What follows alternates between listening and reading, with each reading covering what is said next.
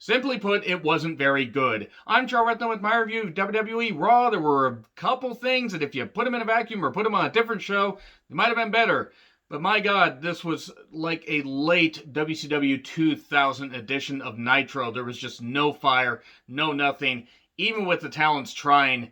And yes, they obviously have the Thunderdome. They have a lot, they can't have the fans there and the piped in crowd noise, which fucking kills it.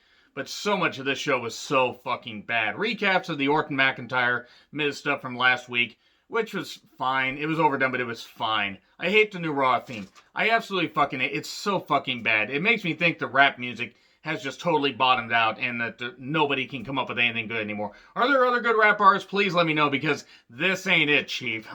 Horrible camera work, by the way. Kevin Dunn should be fired. He should have been fired years ago. Miz TV with Miz and Morrison. They keep cracking the same jokes and all this stuff and everything. They mentioned the fact that they're teaming up with Randy Orton to take on the New Day and Drew. More like the Drew Day. I'm proud of that. I thought long and hard about that joke, and I'm pretty certain people just tuned out with that bad pun. But I got more. Miz and Mrs. Plug, a show that I have never watched 1 second of because I really have no desire to watch it. Other people like it, and that's fine. Here's Orton. He yells at Miz, says, "You were kicked out of the locker room and I wish they had never let you back in." Then said Morrison played in the minor leagues. Randy, I would love to have seen you go to Impact and actually try to have a decent work rate there, because yes, Orton does more with, he knows that less is more and he actually can have some good matches, but I would have loved to have seen him compete with some people in Impact that were performing at a pretty damn high level. So then here's New Day, then Drew, and this was pointless. They brawl a bit and everything and just hype up the 6-man tag a little bit later. Elias strumming his instrument, and it was interrupted. Okay, here's a question. Why did they do the slow-mo for Riddle? He's just Riddle now. He's not Matt Riddle, because maybe they think that if kids just Google Riddle, they won't realize that Matt Riddle's in the middle of an upcoming lawsuit with somebody that he likely did something very bad to. But Riddle, really? Riddle me this? Riddle me Matt? I should have made that the title, but I'm just not going to, because it's too on the nose. Elias versus Jeff versus Matt Riddle. Second chance match. Winner gets to be on Team Raw. I had a feeling that they were going to do something stupid here, and they did. They also had Styles and his hired help. We're very close to getting 12 years of Styles very soon. They're watching backstage. Riddle wins. Why is Riddle getting this opportunity? Unless he's out first and just gets humiliated, I don't understand what the fuck they're doing here. This was not very good, in all honesty. Styles and Sheamus talk about Riddle. And AJ is not the captain. Look at me, I'm the captain now. It would have been actually funny if one of them had said that. And Braun in a shirt that is way too goddamn tight. Good fucking God, this is ridiculous. Team meeting later. We're in a team meeting. The team meeting community. Then the group that calls themselves Retribution. Mustafa Ali is what they're actually calling him now, so he's either Canadian or they wanted to give him a different name change. Now I want to see him team with Bullwinkle. Now I think that they're going to make him and Mia like Rocky and Bullwinkle, and Mia's going to fly around. She already does the weird twitching, so she might as well just fly around. What is with the weird twitching? Why did she do that recently? Why is Retribution still a thing? Why do people treat them like they're a threat when they're just getting their asses kicked all the time? Gulak then tries to join the Hurt Business. He has a clip-on tie. They don't like that, so he gets laid out. Truth then gets his title back in a 24/7 championship segment that we didn't need. More on that later. Mandy and Dana are on commentary for this next match. Lana decided to reinsert herself. Okay. Weird. That was a bit of a weird, line to say right there from commentary. Lana versus Shayna. Fortunately, Lana is ambidextrous. And just got her freaking, arm broken, by Shayna. Well, I mean, safely. And I ain't Lana the person, but I'm sorry, Lana in the ring, like, she's getting her ass kicked. Oh, this is going to gain sympathy. This is going to do this. You get losing streaks for, like, MVP and others and everything, and, like, Barry Horowitz and people got behind him. Here's the thing. They actually had in-ring talent. I mean, in the case of MVP, he still does. I don't think Barry Horowitz has wrestled in years. But you can do losing streaks at times, and they can work. That only helps, though, if the character's any good and Lana's character is not good. I don't want anything bad to happen to the person, but she is not good in the ring. She should know her place is not in the ring. Stay backstage. Be a manager. Be something. Whatever. They are just doing this shit to spite Miro at this point. If they're not, then if Lana's agreeing to this, Lana's a goddamn idiot. I do not understand why the fuck they are doing this. This is just fucking pointless.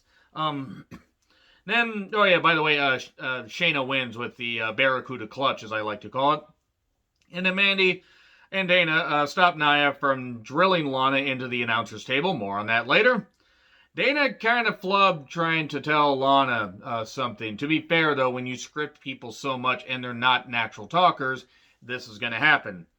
And Lana is upset, I think. It's really hard to fucking tell because it's harder for me to care. Town hall meeting.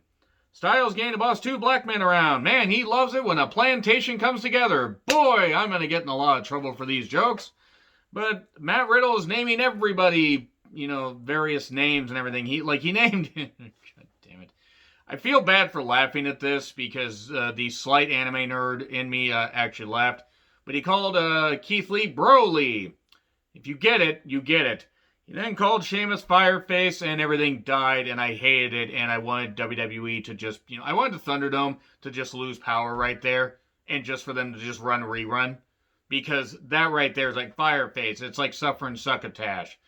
The Old Day, all that stuff. It's terrible. Then again, Riddle himself is pretty fucking stupid. This is abhorrent. And then Styles says, okay, Plan B, the Plan B community. And then Riddle and Lee, Broly, if you will, versus Sheamus and Braun. Styles is the ref. They apparently rehired Vince Russo. They must have, because this is exactly what Vince Russo would have booked.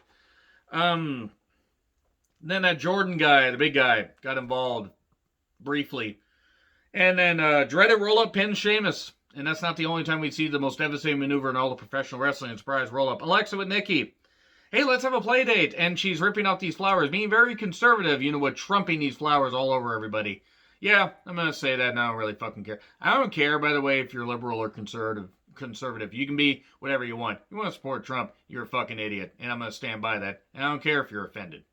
That's what I'm going to say. There's such a thing as having different views. Believing in what he says, you're fucking morons. And I said that to my family. I said that to family members. So what fucking chance do you have to change my goddamn mind? So, the Fiend is evil. And it's like, well, I choose him. Okay, cool. Fiend, I choose you. She throws a Pokeball out. Sheldon and Cedric are going to get a shot at the New Day next week. I'm not going to be able to tell the difference with this match if they face the Street Profits or New Day do because it's all going to be interchangeable. It all looks alike to me. MVP and Lashley talk about Sami Zayn. Lashley's going to beat Zayn. Here's Titus to challenge Lashley.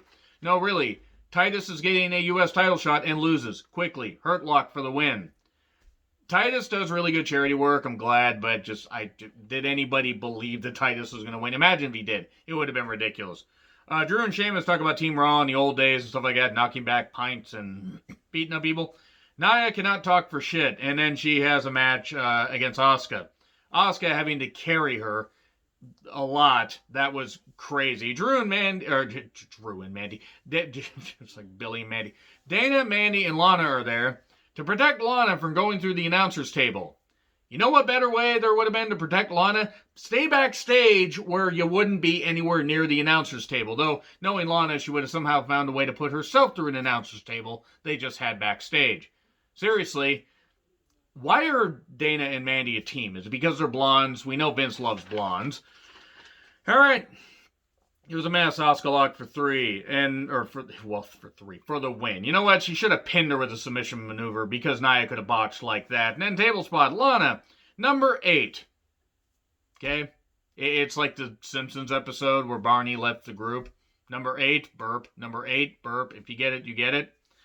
Sarah then says, another week, another table. You know what? That actually kind of sums up the whole goddamn thing.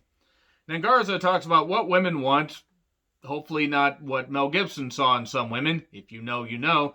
And he says, and this rose is for you. For all of you. It's going to be a big-ass rose. Garza, you're going to drown out the entire world in their petals. You're going to petal your love on everybody. Shower it all over everybody. Destroy everybody, smother everybody with it. Wait, that got away from me.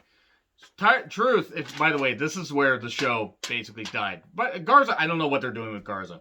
Are they gonna do a WWE version of The Bachelor? Oh god, they are. Truth, Tozawa, Lindsay Dorado, Medley, Gulak. I wrote Ewok here instead of Eric, which just proves right there. Yeah, by the way, Sarah, yeah, great views right there. Instead of rioting, you're out there doing some stuff. Yeah, Sarah, you always were the worst member of the Riot Squad. And Tucker, who got new gear. I think he got a singlet now. And it's a 7-way 24/7 championship title match. I'm going to go on record right now and say whoever came up with the 24/7 championship concept is an idiot and should never be allowed in wrestling again. Whoever came up with it. Tozawa wins, then Eric wins, then Gulak wins. We get so many roll-ups. We get more roll-ups than a fruit roll-up factory. It was insane. It was like Fruit by the Foot was just like, sponsoring this damn thing, and everything was just going all over. I think Truth ended up getting the championship back. I stopped caring because I stopped giving a shit about the 24/7 championship. Retribution's music is absolute shit. It changes tones from like 90s slasher movie soundtrack to early 2000s, comedy soundtrack. It just doesn't make any sense. It's like, actually, it kind of reminds me a bit of Varsity Blues, where it just kind of jumps all over the place. Ricochet versus Ali. Look, I like these two. I mean, Ricochet, if he would stop chasing glory and admit what he did and the people he associates with, I'd be okay with it. But as far as an athlete, he's great. Ali is great. There's a Hurricane outside. Retribution scares him, and we get an ad break. We get a backstabber off the ropes. Ouch. Ouch. Some really good stuff. Koji Clutch makes Ricochet tap out. The match wasn't that bad. It was just a car crash. It wasn't anything I'm going to remember beyond, these two guys did some moves that they could have not done, but it is what it is. If this was on a show that was halfway decent, I would be giving it more credit. Yeah, it stands out. It's a little gold nugget in a big old pile of shit. And that nugget's going to sink right back down because we get more shit here. We get Adam Pearce saying, hey, Orton, you're going to defend the championship against Drew next week. And then Orton says, you can tell everybody to go to hell. Okay, Orton, Hell in a Cell was a couple weeks ago. You could have had everybody go to hell there. Hell, there was everybody in Hell in a Cell during the Reigns Jey Uso match. Why didn't you just have them all go out to Hell in a Cell later and attack them there? You had your chance, Randy. You blew it. Drew, Miz, and Randy, Miz, and Morrison versus Drew Day. And, yeah, Orton wouldn't tag in, and Drew made him watch as he dominated Miz and Morrison. Hit the Claymore 1, 2, 3. No amount of energy to rip the notes. Let's just toss them away. Yeah, the show wasn't very good. Agree, disagree, what I said. Like, share, subscribe. Twitter handle in the description. I'm John Ritlin. I'll see you soon.